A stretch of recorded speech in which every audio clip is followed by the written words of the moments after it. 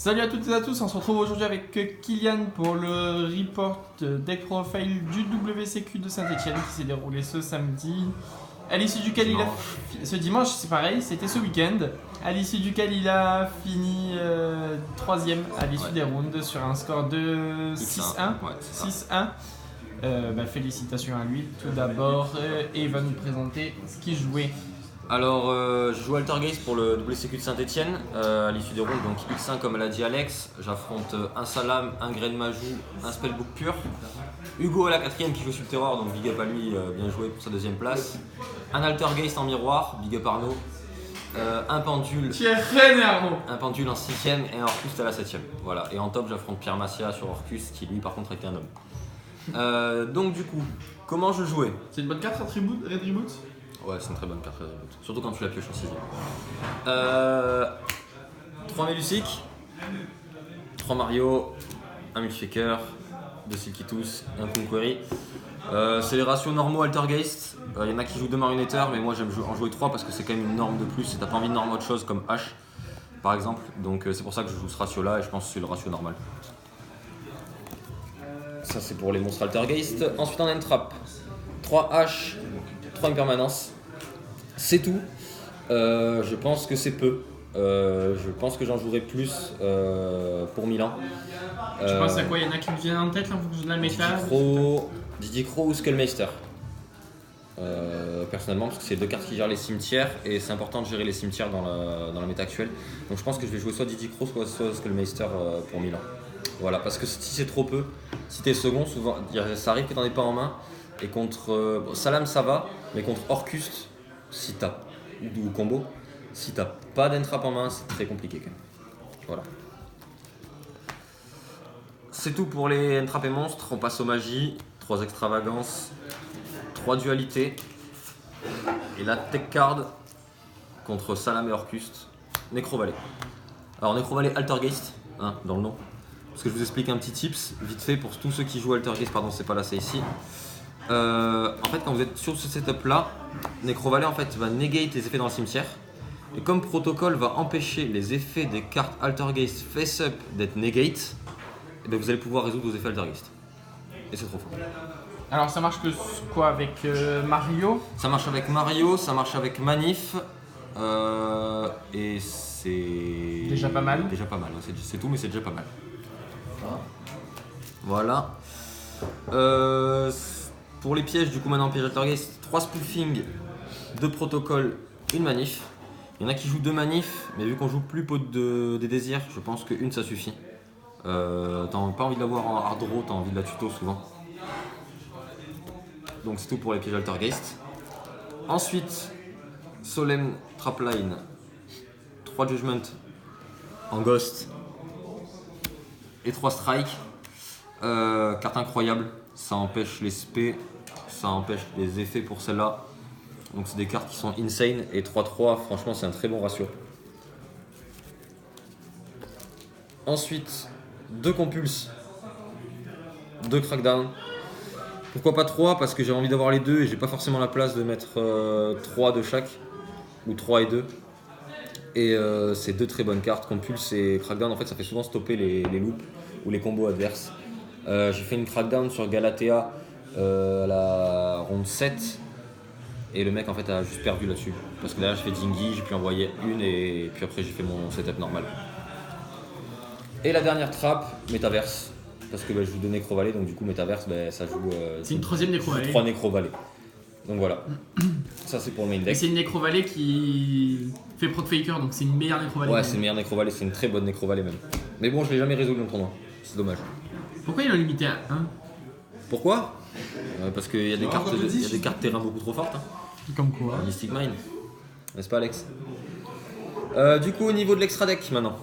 Est-ce que t'as vraiment besoin de le montrer? Est-ce qu'il t'a vraiment servi? Ouais. Bon, parfait. Prime Banshee, sorti une fois pendant le tournoi. Elle récupère une carte du cimetière. C'est son seul effet? Récupérer une carte du cimetière et après les deuxième effet tu le fais pas souvent. Tu sacrifies une carte pointée pour invoquer un Altergeist pointé pour invoquer un Altergeist du deck. Spé. Donc en fait souvent quand tu l'as fait c'est que Faker est déjà passé donc tu l'as fait pas forcément cet effet là. Mais le deuxième effet en fait de récupérer du cimetière est vraiment pas dégueulasse. Et bien sûr la meilleure, 3 Extia. Voilà, celle-là elle est insane. Celle-là, les effets tu les utilises tout le temps. Il y a zéro fois où tu n'utilises pas l'effet quoi. Elle est horrible. Et pour les après, elle devient grosse. Elle devient très grosse, 3100 souvent. La carte, donc 3100 d'attaque, ça passe pas mal de monstres. Ah, ça passe un dragon blanc aux yeux bleus. Par exemple. De Link Kuribo, de Almirage, de 2 parce que on joue pour d'extravagance et t'as besoin d'envoyer Melustic au cimetière. T'es 0 pour pouvoir avoir son effet et tuto faker. Donc c'est pour ça 2 et 2, pour éviter d'en avoir trop de bannis. On continue avec les lignes génériques, Borel Sword, Ningirsu, Unicorn Phoenix et Ita. Voilà, donc je pense 5 cartes qui font partie des meilleures lignes du format. Donc voilà, c'est normal de les jouer. Et ça m'arrive de les sortir, surtout Borel Sword pour OTK. Ensuite on joue Dweller. Parce que j'ai toujours 2 Marionnetteurs au cas où Crackdown peut voler à niveau 4. Ça fait Dweller, c'est fort contre la méta. C'est pour ça que je le rentre. Et Dingirzu. Il est pas en ulti ? Le génie. Elle est pas en ulti, non, on n'a rien à faire. C'est juste quand tu voles Galatea, donc ça fait chier l'adversaire quand tu mets pas un Dingirzu en ulti en face. Voilà, et elle est vachement forte quand tu voles une Galatea. Et comme Orcus t'est représenté énormément, c'est important quand même d'en mettre un dans l'extra deck. Pas de Link SS. Pas de Link SS parce qu'on a quand même un très bon match-up contre SS depuis que Anchor a été passé à 1. Donc du coup, quand tu fais Crackdown, en fait, tu vas voler la Link SS puis tu vas faire une autre ligne derrière, tu vas pas forcément faire la Link SS. Donc c'est pas la peine de forcément mettre une Link SS. Voilà. Est-ce que ça a été un choix méta-call qui pourrait changer pour Milan en fonction de ce qui... Non, ça bougera pas. Ça bougera pas. Ça bougera pas. La Link SS bougera pas et contre Orcus, SS Orcus, je préfère voler je préfère faire une Galatea que notre Link SS. Donc le choix changera pas, je pense que l'extra deck va rester comme ça pour Milan. À la carte près. Voilà. Ouais, voilà, si vous le voyez en top et que vous tombez contre lui en top, vous savez exactement son extra deck. Amusez-vous, régalez-vous. Voilà, vous pouvez le regarder même avant le match. Du coup en side, lui par contre il risque de bouger un peu, normal. 3 lancers, bonne carte contre Orcus, il n'y a rien à dire. Ou contre Tender Combo. Et ça évite de prendre Evenly aussi. Et ça évite de prendre Evenly, ça c'est pas mal du tout. Mais souvent les Orcus jouent pas Evenly. Donc t'as pas envie de la rentrer juste pour Evenly. Tu peux tourner autour avec le deck. 3 Diddy Crow. Je pense qu'elle risque de passer main deck. Parce que c'est vraiment une entrave incroyable dans la méta. Ça grille les ressources salam et contre Orcus ça lui stop son tour. En fait, tu bannis la harpe et le mec il te dit bon bah bien joué quoi, je vais rester avec mon petit monde sur le terrain et c'est cool. Donc vraiment très très bonne entrave. Et pas mal aussi, mais je la trouve beaucoup moins forte qu'avant parce que les gens s'y attendent, mais quand même pas mal parce qu'il y a des decks qui peuvent pas tourner autour, Nibiru, que je joue du coup qu'en 2 fois. Voilà, parce que j'ai pas forcément envie de trop l'avoir en main, mais si tu l'as c'est pas mal, tu vois, donc 2 c'est cool. Et la place, peut-être aussi. Et la place, parce que. Et la place. Parce que Skip, t'as pas le droit de jouer à 16 en side, c'est ça? Non, c'est dommage. Hein. Franchement, ce serait bien, mais non, pas le droit. Piège, pas de magie. On joue Altergeist, on va pas se faire chier à jouer des magies. 3 Duster, insane. Comme tous les match-up back row, insane. Donc voilà, y a rien à dire sur cette carte.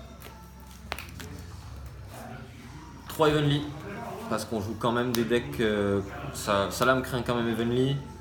Il y a True Draco, ou même True Draco SS. Il y a Altergeist. Il y a Subterror. Il y a plein de decks en fait qui créent une Evenly. C'est pour ça que j'en joue 3. Parce qu'elle fait chier plein de monde. Et la carte qui risque de passer main deck pour Milan et qui en side la 15ème, c'est Order. Pourquoi elle risque de passer main deck? Parce qu'on a vu à Pasadena qu'il y a beaucoup de SS Enco. Du coup c'est pour ça qu'Order risque de passer main deck parce que souvent Order elle fait perdre ces matchs là. Ça te dérange pas de perdre un Necro Valley? Justement Necro Valley va passer en side du coup. Donc j'annonce, hein, c'est annoncé. Il y a des traps qui vont rentrer, il y a Order qui va rentrer et 2 Necro Valley Metaverse en side. Ah c'est annoncé. T'as pas peur? J'ai pas T'es un peur. mec comme ça toi? Ouais, de toute façon si je tombe sur un français, c'est dommage, hein. C'est comme ça, c'est le jeu. On va taper des Italiens. Ouais c'est ça, les Italiens, les cheaters. Donc voilà, c'est tout pour main deck, side deck, extra deck. Des petits remerciements, des je remercie toute l'équipe, le capitaine, qui est bonjour là le présent, capitaine. Hello. le sous-capitaine Flo, toute la voiture, franchement avec qui on a tapé des bons délires. Ah le soir. Le changement de alors, voiture. le soir, le changement de voiture, tonton Johnny, Le pull magnifique. Ah, vas-y, c'est quoi ce petit pull là? Alors, j'ai perdu un pari avec Val qui m'a fait jouer à Shifumi sur une aire d'autoroute. Et le perdant devait s'acheter un pull. Donc voilà, je préfère acheter un pull quand même couleur GCG, c'est beaucoup mieux. On a des gros délires dans la team.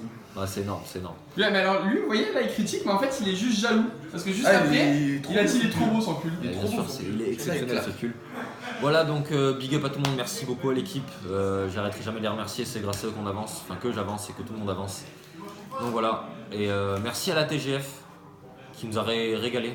Vraiment bon tournoi, merci pour le café à la fin, c'était sympa. Et on se revoit tous à Milan dans tous les cas pour, j'espère, un top 32.